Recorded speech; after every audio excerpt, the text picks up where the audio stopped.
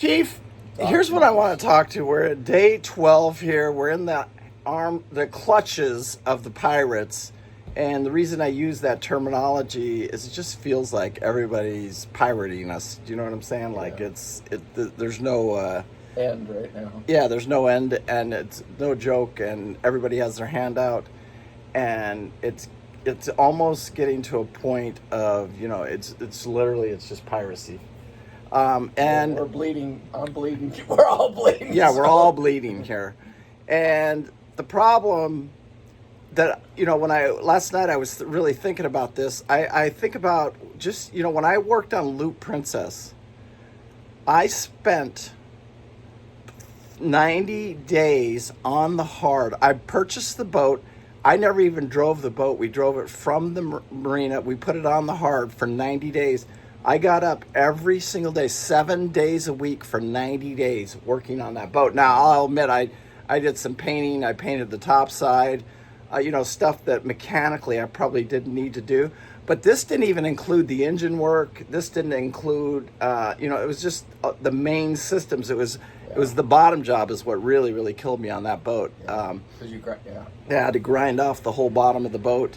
And then reapply a new bottom, and so it was an extreme amount of work. But my point is, I spent 90 days on the boat on the hard, and then I spent another 90 days. You remember it because I kept calling you saying, "Hey, you got to one of these days you're gonna have to cut the lines and go." Yeah. And I kept saying I got to fix this, because I had to put new air conditioners in. Then I had to put new.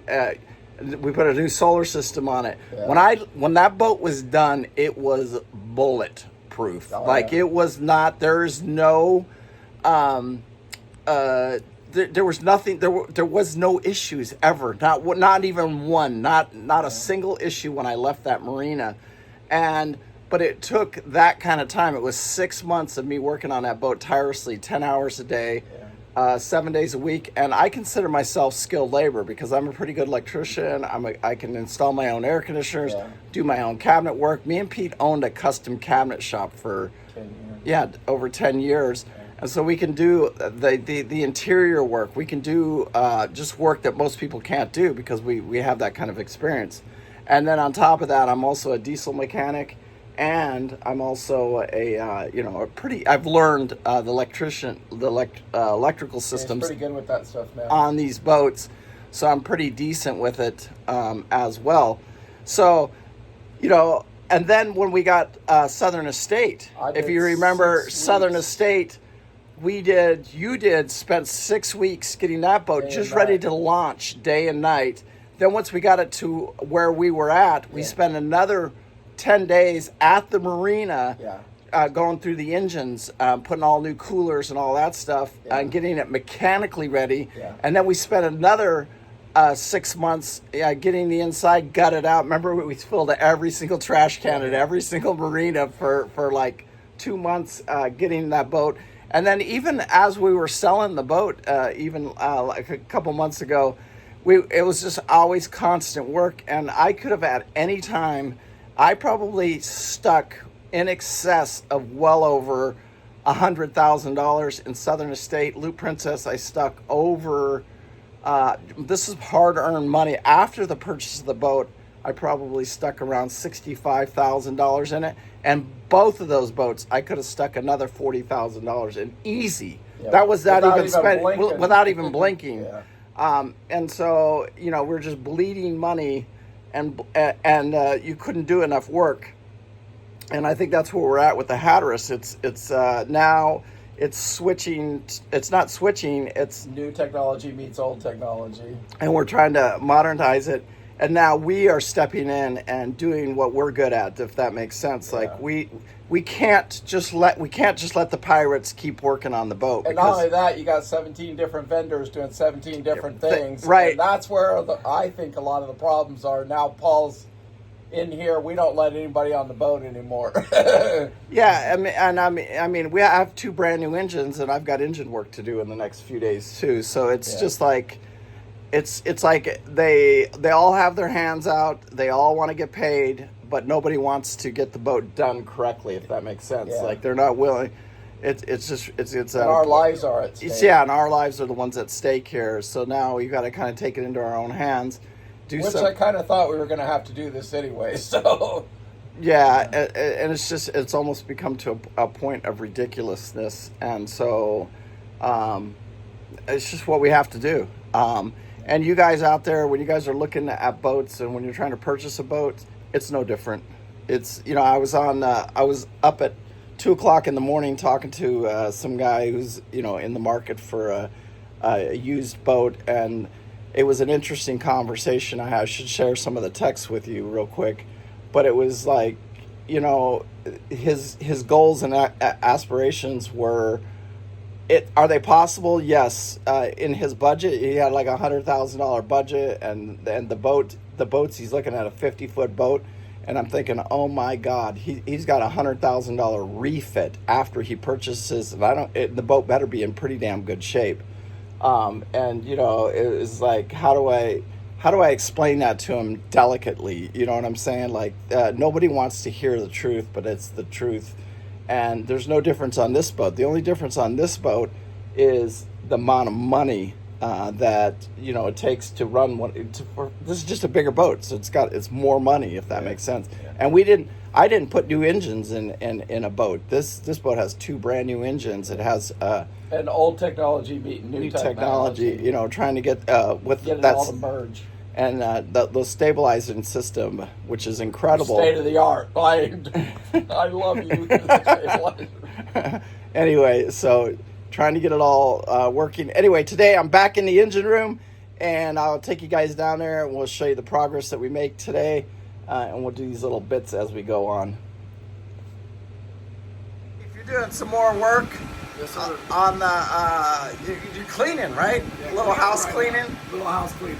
And then what's your big projects today? I'm going to run to Home Depot, get a couple of things so I can do some touch-up in the engine room here, and then I've got a couple other things I'm working on. I got to work on a little leak situation, and then I need to check a little bit more into the plumbing. I got a couple of... You're working on mostly plumbing projects, and then give me a hand when I need it? Yeah. All right, perfect. Today I'm going to get the 2 controllers mounted and get them wired in. That's my goal today. You can see over here, this is where I kind of left off yesterday. The actual cables are running down, and I've got 2 switches mounted in there. And then, Chief, I want a little bit of touch-up paint so I can touch up, and maybe even, I don't know, what kind of putty would you use in here to, maybe a couple of tubes of caulking and a caulk gun. I can start doing, filling in some of these holes that I don't need. Anyway, that's the projects I'm working on today, and then if I do get a break, what I'm doing is coming through here, and we are like eliminating all of this old wiring in the boat that's not being used for anything anymore. Whenever I'm waiting for parts or waiting for you to run to Home Depot or something like that, that's what I'm working on. Yesterday there was a big thing over here. That's something I want to paint that corner because I removed the part that was over there.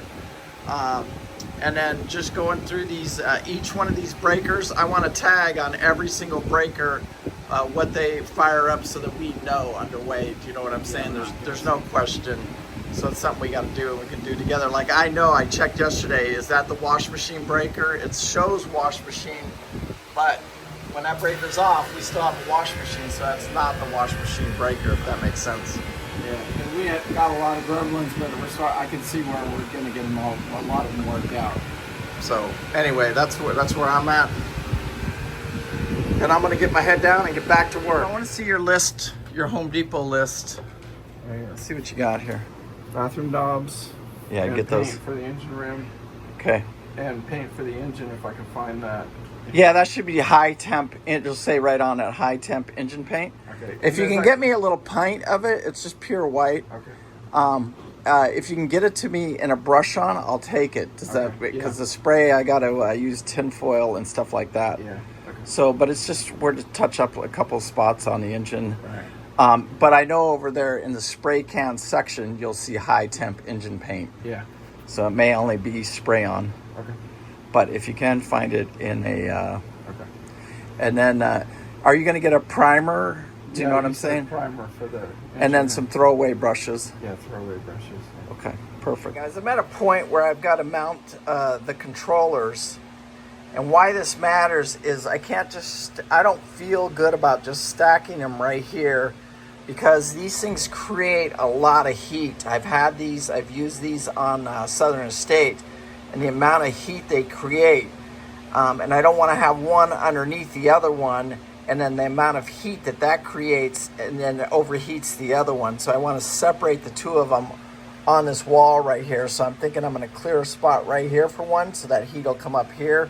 And then right here is a good place for the other one, and the heat can come up here, but keep them kind of separated a little bit for that heat. So what I may have to do is just move this wire over to like right here and right there, and I can do the same thing here. I can just move the wires over a little bit, open up these right here, and just move them over to create enough space, and then that heat will come up right here, and then I'll have that heat coming up right here. Because they do, like I said, create a lot of heat. So that's my best game plan that I think I have. I have a couple spots. I got one right here. I could possibly mount one right here and right here. But that's what I'm looking at right now, trying to figure out. So guys, I have a plan, and I've laid out each wire, and I've tried to do it as neatly as I possibly can. Hooking these chargers in, so it's important to lay out the wires so I'm not guessing every time where my wires are going, where they're coming in, and where they're going to. So that's why I've kind of drew out a plan, and then I put it on tape so that I can just follow. This way I know exactly how much wire I need and stuff like that.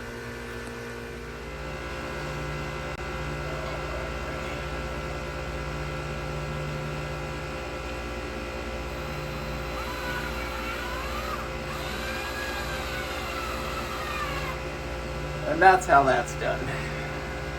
So all we're doing right now is managing the wires, and we're putting all our little connectors on here so that all the wires are nice and neat and won't come. It is time consuming. This looks like there's a lot of stuff going on here, and there is, but we manage it all correctly. We've tagged it.